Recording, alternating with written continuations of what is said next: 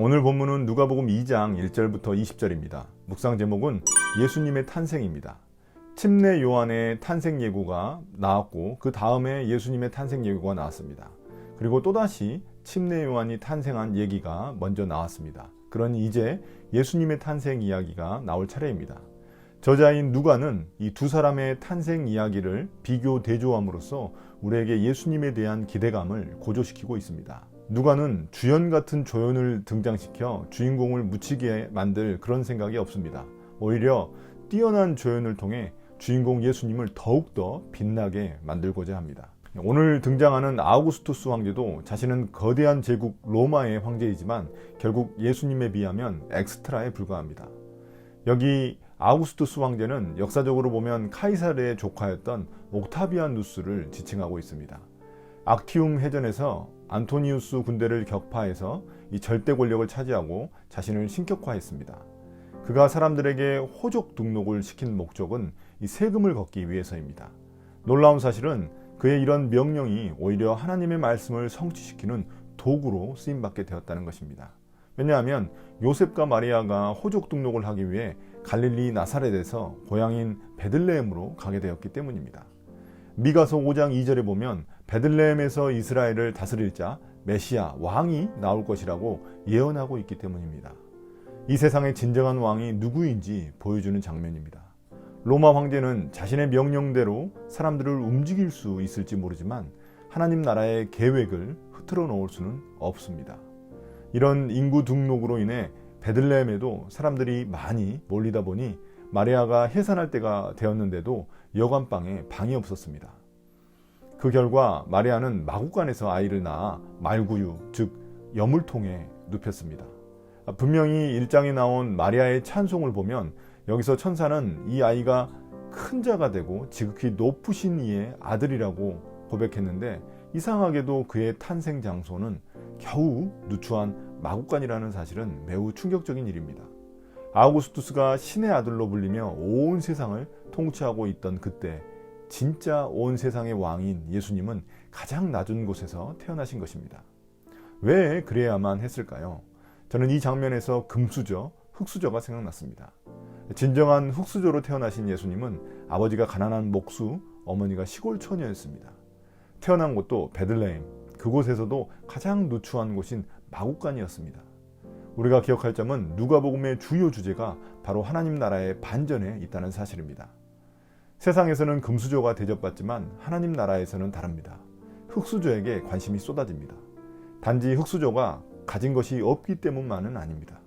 가진 게 없는 만큼 하나님 나라에 대한 소망이 더 큰 사람들이기 때문입니다. 하나님 나라의 통치 원리, 가치 원리는 이 세상 시스템과는 정반대입니다. 이러한 반전의 주제는 8절 이하에서도 계속 이어집니다. 왜냐하면 이 세상에 구주가 탄생했다는 소식을 천사들이 제일 먼저 전한 사람들이 바로 목자들이었기 때문입니다. 당시 목자들은 가난하고 천대받던 사람들입니다. 그런데 그들에게 이 소식이 첫 번째로 전해졌다는 사실은 하나님이 얼마나 그들에게 관심이 있는지 보여주는 장면입니다. 이제 목자들이 천사들을 보며 두려워하자 천사는 우리를 두려워하지 말고 온 세상에게 큰 기쁨이 될 소식을 전해주겠다고 말합니다. 이 기쁜 소식, 헬라어로 유앙겔리온이라고 하는데 이것은 복음을 의미합니다. 굿뉴스입니다.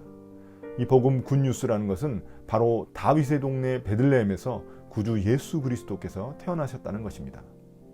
여기서 구주란 구원하시는 주라는 의미로 쉽게 말해서 Savior, 구원자를 의미합니다. 로마 황제에게도 이 구주라는 단어를 사용할 수 있었는데 여기서 동일한 단어를 또 사용함으로써 진짜 이 세상의 구주, 왕이 누구인지 선포하려는 그런 의도를 가지고 있습니다. 이 그리스도란 기름 부음 받는 자로서 이 메시아, 세상을 구원할 왕을 의미하고 있습니다. 그래서 구주와 이 그리스도는 비슷한 의미를 가진 단어라고 보면 됩니다. 아무튼 이 땅에 오셔서 우리를 구원하실 왕이 태어난 사건이 바로 복음입니다. 그 온 세상의 왕이 태어난 것의 표징, 그 사인이 12절에 나옵니다. 아이가 포대기에 쌓여 구유에 뉘어 있는 것이 바로 그 표징이라는 것입니다. 이 포대기는 가난을 의미하는 것이고 구유란 악의 무력함을 의미하는 것입니다. 이런 초라한 모습의 표징에도 불구하고 13절에 보면 하늘에서 엄청난 찬양 소리가 울려 퍼집니다. 천사와 하늘 군대가 나타나 하나님을 찬양하기 시작합니다. 더없이 높은 곳에서는 하나님께 영광, 땅에서는 주님께서 좋아하시는 사람들에게 평화로다. 이는 예수 그리스도를 이 땅에 보내주신 하나님께 영광을 돌리며 땅에서는 예수 그리스도로 인해 사람들이 진정한 평화를 맞이하게 된다는 의미입니다. 전쟁이 없어진다고 평화가 이루어지는 것이 아니라 이 하나님과의 관계가 온전히 이루어질 때 우리의 마음과 세상에 진정한 평화가 이루어집니다. 이제 목자들은 천사들이 떠난 후 베들레헴으로 가서 주님께서 알려주신 그 아기 예수님을 찾아냅니다. 그 후 그 사실을 사람들에게 전해주지만 사람들은 그 말을 듣고 이상하게 여기기만 합니다. 온 세상 모든 사람들에게 좋은 소식, 복음을 전하고 있는데도 사람들의 반응은 의아해할 뿐입니다. 왜냐하면 당시 목자들의 증언이란 이 법적인 증거로서 인정받지 못할 정도로 이 신뢰성이 없었기 때문입니다. 그러나 마리아는 목자들의 이 말을 듣고 고이 마음속에 간직하고 되새깁니다. 목자들도 이 천사들이 말해준 그 일이 모두 사실임을 깨닫고 돌아가면서 하나님께 영광을 돌리며 찬양하기 시작합니다. 그럼 우리는 왜 하나님께서 이렇게 목자들을 첫 증인으로 삼으셨을까 궁금해질 수 있습니다. 복음을 더 빨리 전파하려면 목자가 아닌 다른 사람들을 선택하셨어야 되지 않을까, 이런 궁금증이 생깁니다. 하나님이 목자를 선택하신 이유는 그들이 이 세상에서 배부른 자들이 아니었기 때문입니다. 사람들에게 천대받는 만큼 메시아를 찾는 갈급한 마음이 그들에게 있었기 때문입니다. 오늘 본문은 이 크리스마스 때 우리가 많이 듣는 그런 내용입니다.